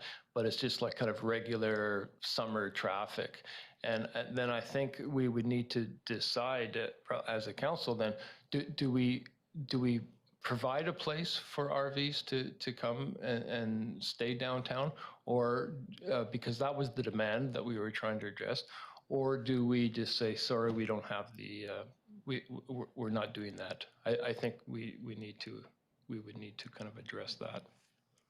And what's the question? Well, I guess the question is, would staff see a need that for us to address that or not? Because you're kind of solving one problem, but we could potentially be creating another one. Councillor Carlson, and then I'm going to speak, and then Councillor Van Elfen. I remember the name of the guy that proposed this idea, so we can pass that on later if you want. I'm just wondering why 48 hours, why not 24 hours? Why not just if someone's driving through and they need somewhere to park and we don't have a Walmart, for example, or we don't have somewhere where you can actually do that for a single night? And then perhaps like, the difference between 48 and 72 is, for someone who's camping there, I don't know if they would really notice that. But maybe if it's 24, they see it as I can park here all day long and then I got to move on. That was one of the discussions we had. So currently the traffic bylaw is 48 hours. And under the traffic bylaw, you can't actually camp on any of our roads. That being said, I don't work overnight. If I find somebody camping in the morning and we have a discussion, or my cohort, you have a discussion, what's their plan, what happened, do they have plans to leave? You can have that discussion, there's no offense. It's just to try and discourage some of what we saw this last summer with people being there for extended periods of time, just not responding to our tickets or our notes. Did that answer your question?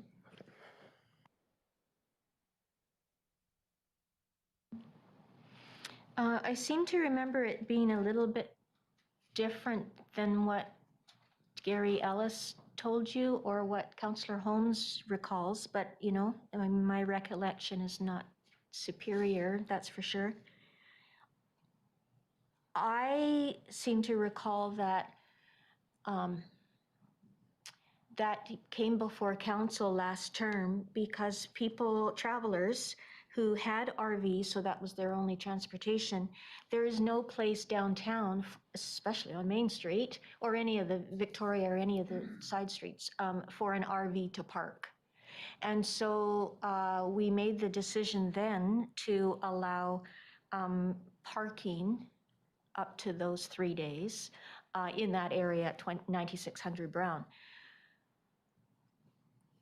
I don't know if it's a misinterpretation of the sign, but I'm not sure because I didn't actually go out and look at the sign again, but I don't remember that it actually says 3 days only. And I know it shows an RV, but for camping, I thought that was just for parking. Now, obviously, if you're in a self-contained unit like that, I mean, I guess you're kind of camping. But it, you know, from all of the complaints that you've been getting, and certainly council has been hearing them too, something has to change there. And I know that you've done a lot of work on that.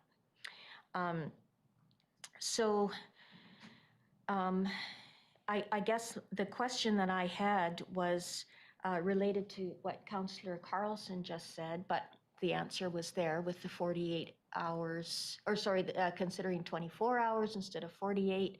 And I certainly understand what Councillor Holmes is saying if we're going to be creating another problem. But I think it's worthwhile to make sure that the district itself is following its own bylaws. And then given time, something else can come into play once there's time to assess the situation further. We are coming into, in the next 3 months or so, another tourist season. So I think that you're bringing it forward now might be the best time, and perhaps we can look at something else down the road.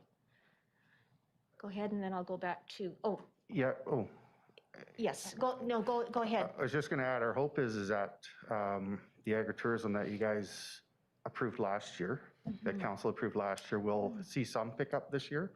And so we may have more camping abilities or more opportunities for tourists to come in. We'll see how that plays out. Councillor Van Elfen, and then I'll go back to you, Councillor Holmes. I was just going to put the resolution on the floor, Madam Mayor, but I can wait. Okay, I'll go back to you, Councillor Holmes. Yeah, no, I think you're right, Madam Mayor. I don't recall us agreeing to RV camping there. It was all about RV parking. Is we wanted people with their RVs to be able to come to town and park somewhere. And they were all parking at the arena. and that was causing problems. So we said, okay, well, let's find a place where they can park. And that's where we came up with. So I think we have to allow them to park somewhere. And that's, I thought always the idea was to put a sign there for RV parking. So maybe it's somehow it's morphed into camping because, as you said, but I think we don't want to lose that ability for them to park someplace. Questions on this side of the room? All right, Councillor Van Elfen. Thank you, Madam Mayor. That council support the removal of the 3-day only camping sign and the placement of a public parking lot maximum 48-hour sign at 9600 Brown Street.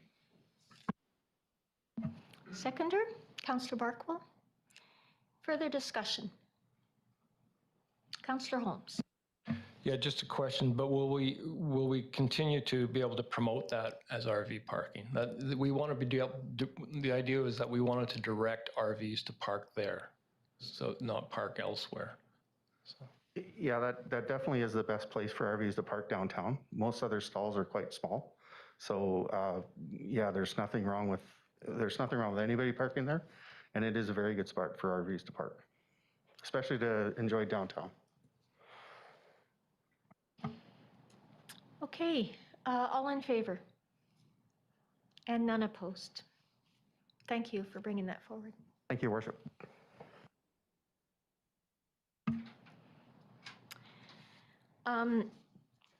I've just realized, Kendra, that we didn't schedule in a break today, and it's 3 o'clock.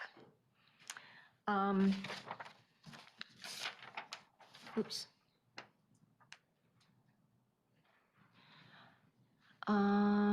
We're 40 minutes behind. Okay, council, a poll. Would anyone like a break? 5 minutes. Okay, 5 minutes. We'll see you at 3:07.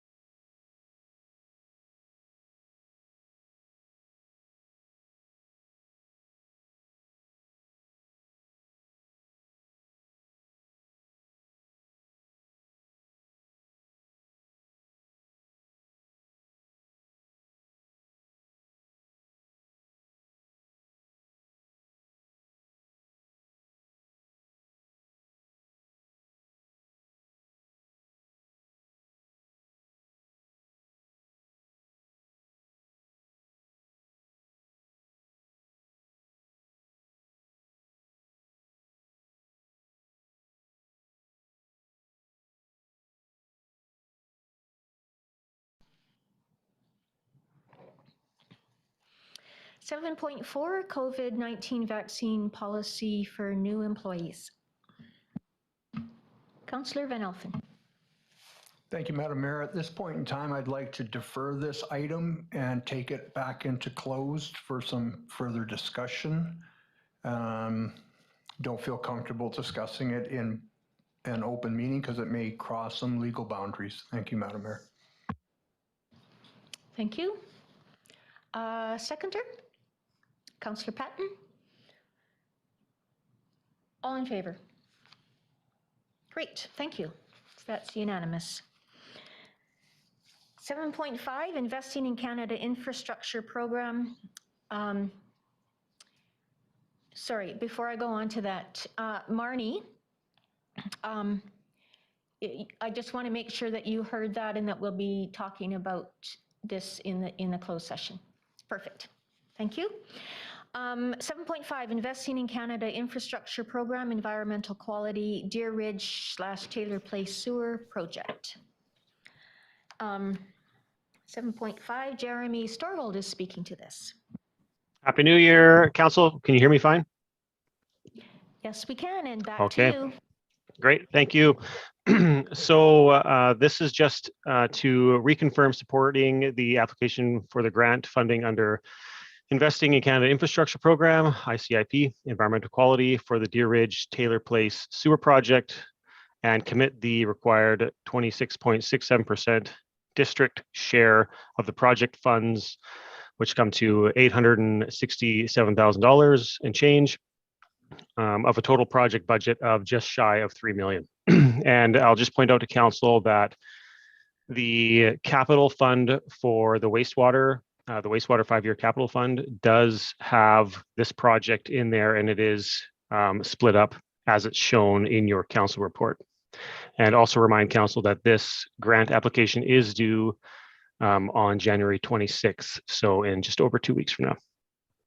Thank you. I can take any questions if you have any. All right, questions? Councillor Holmes. Yeah, just to clarify, so if we receive this grant, what portion of the project would it cover, and what would then the property owners along the who would tap into it have to pay?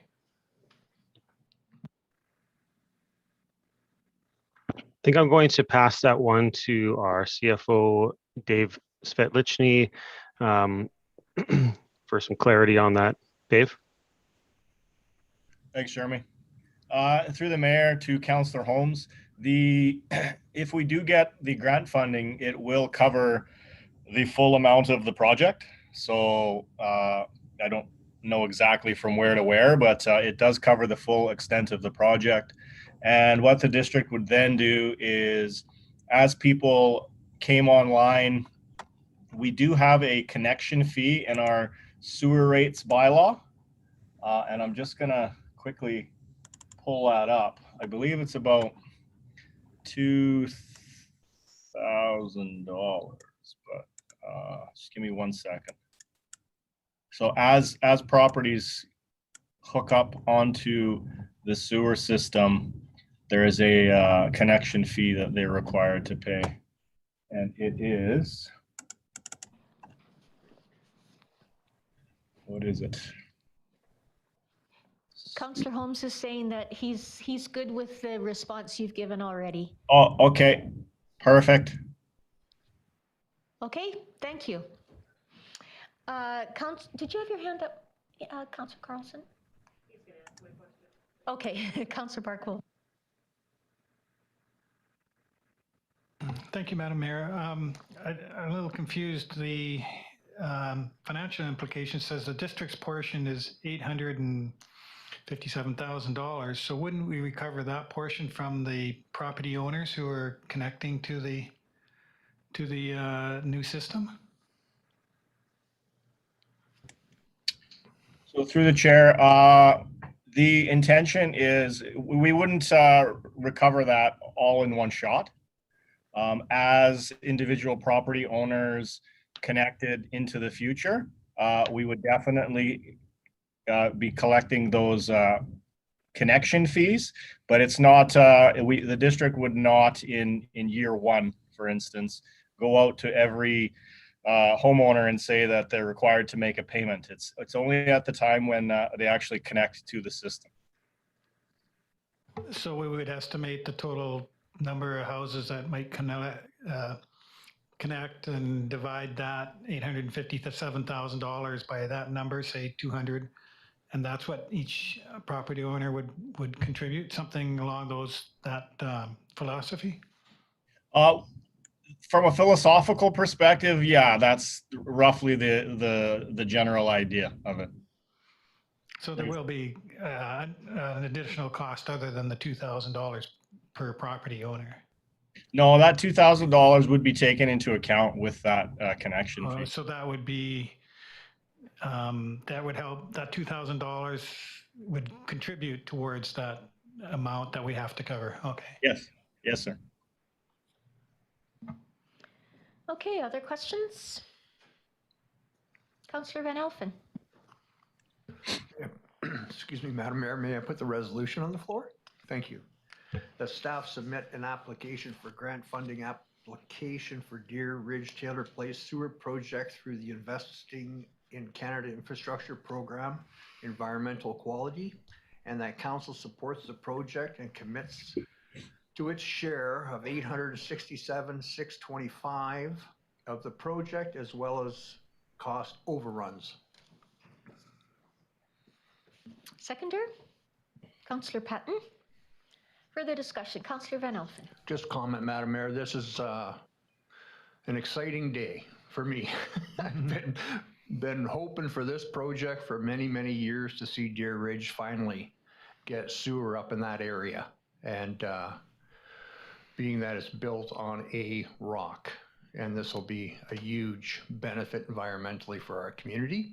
And I appreciate all the staff's hard work and our CAO. Thank you. Thank you, Councillor Van Elfen. Any other discussion? All in favor? And none opposed. Thank you. And then to finish off, 7.6, a discussion about the public hearing for short-term rentals, and this goes to Kendra. Thank you, Madam Mayor. So at the December 13th meeting, Council resolved to hold the January 24th public hearing and evening council meeting regarding the council meeting and the public hearing regarding the zoning amendment bylaw number 2021-048, short-term rentals regulatory framework offsite at the Summerland Arena Banquet Room. In light of the emerging COVID-19 situation, staff are requesting council consideration that the January 24th, 2021 public hearing regarding the zoning amendment bylaw number 2021-048 be postponed to February 14th, 2021, and that the February 14th, 2021 public hearing be held electronically, and that the January 24th, 2021 regular council meeting be held in council chambers located at Municipal Hall at 13211 Henry Avenue. All right. Would someone like to, Councillor Patton? Thank you, Madam Mayor. It's a very important subject, and I think that the public needs to be in attendance for this. Is there any other way we could table this until the restrictions ease where we can actually have in-person consultation with the public? Brad, would you like to speak to that? Yeah, thank you, Your Worship, and through the mayor to Councillor Patton. I think definitely we could postpone it. Unfortunately, with the rapidly progressing COVID situation that we're experiencing right now, we have no idea, of course, when there would be a suitable time period when we could have an in-person meeting again. Definitely, I would agree with Councillor's sentiments. My preference would be to have an in-person public hearing on this topic, given that we are forecasting a lot of public interest on the topic. However, my administrative goal is to get this short-term rental program implemented this year, and I'm trying to get the bylaw amendments adopted to do so before the tourism season opens up in, I would say, around April, May. So I think we could delay it a little bit of time if council so chooses, but I don't think that would provide enough time for us to get out of the COVID wave that we're experiencing right now to still meet hitting the tourism season window for short-term rentals.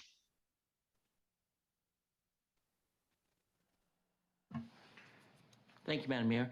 I do appreciate our directors wanting to get this done in a timely fashion, but I do still think that we haven't had regulation in Summerland. We haven't had regulation in Summerland. So I don't think that postponing past this season is going to affect us any more than it has the past. And I really do think that we need to have in-person public input on this. Councillor, excuse me, Councillor Holmes. My views are a little bit different on this. I think when you have a public hearing, you want to create the opportunity to maximize opportunities for the public to participate in that public hearing. And the reality is the situation we're in now, a lot of people are very hesitant of participating in person. They're much more comfortable participating over Zoom. I think we saw that with our last public hearing at the banquet hall, where it was only in person and the attendance wasn't very good. And had we allowed electronic participation, we would have got more people participating, I think. I think by having the online participation, we're opening it up to allow more people to participate. And I support the request, and I really am uncomfortable having an in-person public hearing with no opportunity for electronic participation. That is really limiting our access to the public. Councillor Carlson. I agree with you, and I think that 2 years into this, people, if they're not using the technology, they're still writing letters and able to communicate to council. And I believe that opportunity needs to be presented as an electronic one. Folks often like to show their concern from far away as well. Even those that decided to take that trip down to Mexico or Palm Springs, they would now still be able to participate. And I think there's great value to that. Something we've always had to face before is they say, oh, why would you do that in January when we're not here? Well, they can be here. So I do think that electronic does make sense at this time because we all know how to do it now.